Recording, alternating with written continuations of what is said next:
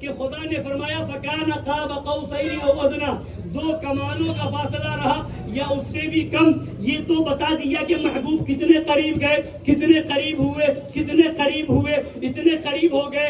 اب یہاں کی تفسیر، اس آیت کی تفسیر میں علماء فرماتے ہیں کہ یہاں پر قریب بیان کرنا تھا کہ اتنے قریب. فَكَانَ قَابَ قَوْسَيْنِ أَوْ أَدْنَىٰ، 2 کمانوں کا فاصلہ رہا بلکہ اس سے بھی کم. تو جب یہ بتانا تھا کہ اتنے قریب ہو گئے، اتنے قریب ہو گئے، تو پھر یہ کمان والی بات کیوں لائی گئی؟ یہ کمان والی بات کیوں لائی گئی؟ قریب بتانا تھا تو یہ بھی بتایا جا سکتا تھا کہ 2 انگلیوں جیسے قریب ہو گئے، یا 2 انگلیوں جیسے قریب ہے ویسے قریب ہو گئے، یا اور بھی اس طرح کی بات. 2 کمان کی بات کیوں بیان کی گئی؟ تو علماء فرماتے ہیں، مفسرین کرام فرماتے ہیں کہ اس زمانے میں عرب میں دستور تھا، طریقہ تھا کہ جب 2 لوگوں میں آپس میں صلح ہوتی تھی، اتحاد ہوتا تھا، اختلاف ختم ہو جاتا تھا، تو وہ دونوں کیا کرتے تھے؟ دونوں اپنے کمانوں کو ملا لیتے تھے اور دونوں کے کمان میں رکھ کر کے تیر کو چھوڑتے تھے. اور اس سے اشارہ یہ ہوتا تھا کہ اب آج کے بعد سے ان دونوں میں اتحاد ہو گیا ہے، اختلاف ختم ہو گیا ہے. آج کے بعد سے جو اس کا دشمن وہ اس کا دشمن، جو اس کا دوست وہ اس کا دوست. تو اس آیت کریمہ میں 2 کمانوں کی مثال دے کر کے خداوند قدوس اشارہ دے رہا ہے، اے دنیا والوں جان جاؤ، یہ دنیا کو پیغام دیا جا رہا ہے، میرا محبوب مجھ سے اتنا قریب ہے، جو میرے محبوب کا دوست وہ میرا دوست، جو میرا محبوب کا محبوب وہ میرا محبوب، جو میرے محبوب کا دشمن وہ میرا دشمن.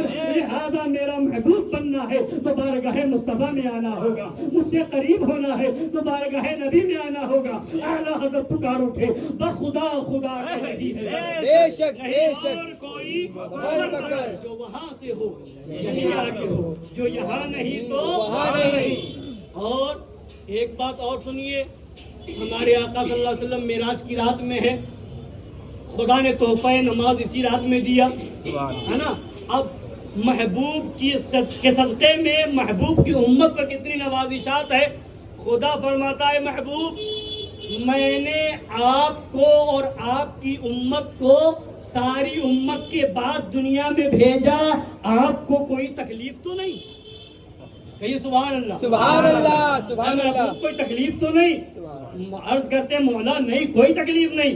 پھر خدا فرماتا ہے محبوب ہم نے آپ کی امت کو ساری امتوں کے بعد کیوں بھیجا؟ اس میں کیا حکمت ہے؟ تو اپنی قسمت پہ ناز کرو کہ نبی کے صدقے میں اللہ تبارک تعالیٰ نے ہم پر کتنی مہربانی فرمائی. سبحان اللہ. خدا فرماتا ہے محبوب ہم نے ساری امتوں کے بعد آپ کی امت کو اس لیے دنیا میں بھیجا ہے کہ حضرت آدم کی امت چلی گئی، بعد میں حضرت نوح کی امت آئی، تو حضرت آدم کی امت نے جو کچھ کیا وہ بعد والی امت کو پتہ چل گیا. حضرت نوح کی امت کے بعد دوسری امت آئی، انہوں نے جو کیا بعد والوں کو پتہ چل گیا. حضرت موسیٰ کی امت کے بعد دوسری امت آ رہی ہے، ان کی امت نے جو کیا وہ بعد والوں کو پتہ چل گیا. کس نے کیا نافرمانی کی بعد والوں کو پتہ چل گیا، کس نے کیا گناہ کیا بعد والوں کو پتہ چل گیا، کس پر کون سا عذاب آیا یہ بعد والوں کو پتہ چل گیا، کس نے اور جو ہے نافرمانی کی وہ سب پتہ چل گیا. یعنی لوگوں اگلی امت کے عیب پر بعد میں آنے والی امت کو خبر ہو کے چلی گئی، جو امت چلی گئی ان کا عیب بعد والی امت کو پتہ چلتا چلا گیا. لہذا محبوب ہم نے آپ کی امت کو ساری امت کے بعد میں اس لیے بھیجا ہے کہ اگلی امتوں کا عیب تمہاری امت کو تو معلوم ہو، مگر تمہاری امت کا عیب کسی کو نہ معلوم ہو. تمہاری امت نافرمانی کرے مگر اگلی امتوں کو نہ معلوم ہو، تمہاری امت گناہ کرے مگر اگلی امت کو نہ معلوم ہو، بڑے سے بڑا عیب بھی ہو مگر کسی امت کو نہ معلوم ہو.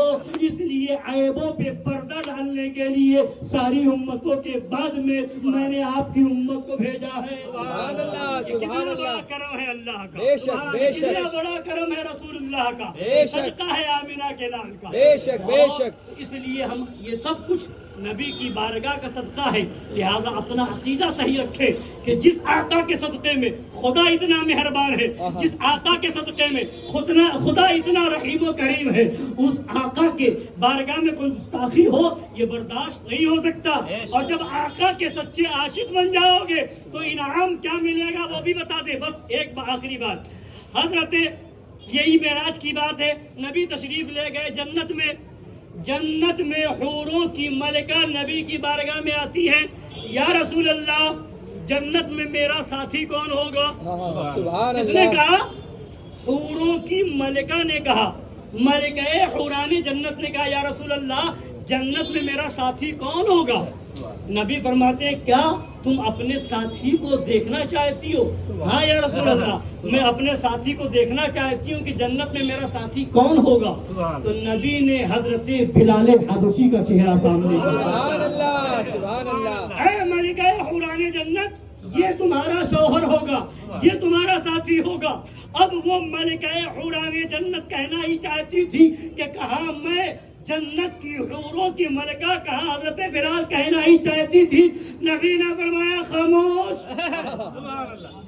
خاموش، اپنے حسن پر ناز نہ کرو، ملکہ حوران جنت ہونے پر ناز نہ کرو، کہیں ایسا نہ ہو کہ میرا بلال تجھے ناپسند کر دے، کہیں ایسا نہ ہو کہ میرا بلال تجھے ناپسند کر دے، اس لیے کہ میرے بلال نے تو اس حسن کو دیکھا ہے جس حسن پر حسن یوسف قربان ہے، اس حسن کو دیکھا ہے جس حسن پر بائی مصر کا حسن قربان ہے، وہ حسن یوسف تھا جہاں پر جس حسن پر مصر کی عورتوں کی انگلیاں کٹ رہی تھی، اور یہ میرے نبی کا حسن ہے جس حسن پر مردان عرب اپنے سروں کو گدا دیا کرتے ہیں۔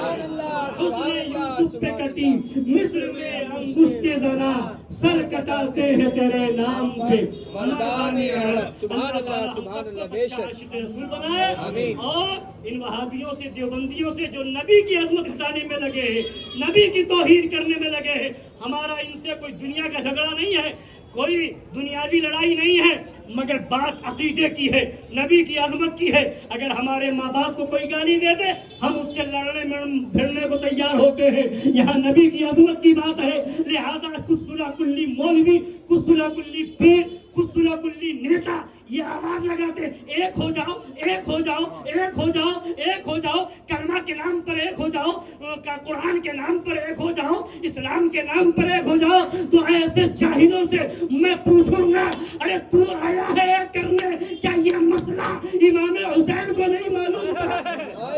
کیوں نہیں کلمہ کے نام پر ایک ہو گئے؟ کیوں نہیں داڑھی کے نام پر ایک ہو گئے؟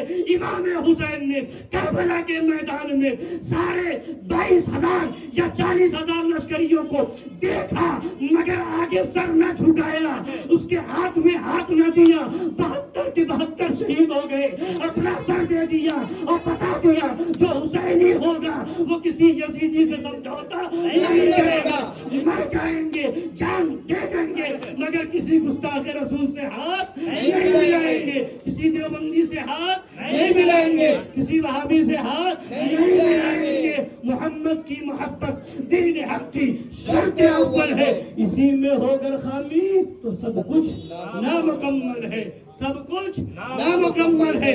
سب سے بڑی چیز محبت رسول ہے، یہ اگر لے کر گئے تو قبر میں بھی آسانی ہے، میدان محشر میں بھی آسانی ہے، اس لیے کہ ہر جگہ بچانے والے وہی آمنہ کے لال ہے، معراج کے دولہا ہے۔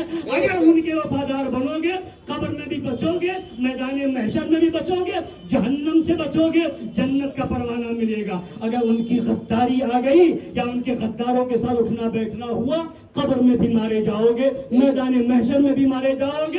اس لیے بھلائی اس میں آپ کی ہے، میں اپنے فائدے کے لیے نہیں بلکہ آپ کے فائدے کے لیے بتا رہا ہوں۔ قبر کو صحیح کرنا ہے تو نبی کے سچے غلام بنو، ان غداروں سے الگ ہو جاؤ۔ میدان محشر میں نبی کی شفاعت چاہیے تو ان وہابیوں سے دور ہو جاؤ. میدان محشر میں نبی کے ہاتھ سے جام کوثر پینا ہے تو ان وہابیوں سے الگ ہو جاؤ. میدان محشر میں پل صراط سے گزرنا ہے تو ان وہابیوں سے الگ ہو جاؤ. جنت لینی ہے تو ان وہابیوں سے الگ ہو جاؤ. حور و غلما چاہیے تو ان وہابیوں سے الگ ہو جاؤ. اس لیے کہ ہم رسول اللہ کے جنت رسول اللہ کی. جنت رسول اللہ کی ہے. بے شک. جو رسول کا ہوگا جنت اسی کی ہوگی. اور جو نبی کا نہیں اس سے جنت سے کیا مطلب ہے. جو نبی کا نہیں اس سے اور جنت سے کیا مطلب؟ اسی لیے اللہ نے فرمایا تجھ سے اور جنت سے کیا مطلب. وہابی دور ہو. ہم رسول اللہ کے جنت رسول اللہ کی. تیری دوزخ سے تو کچھ چھینا نہیں خود میں پہنچا رضا پھر تجھ کو کیا. اللہ تعالی ہم سب کو عمل کی توفیق عطا فرمائے. آمین و علینا.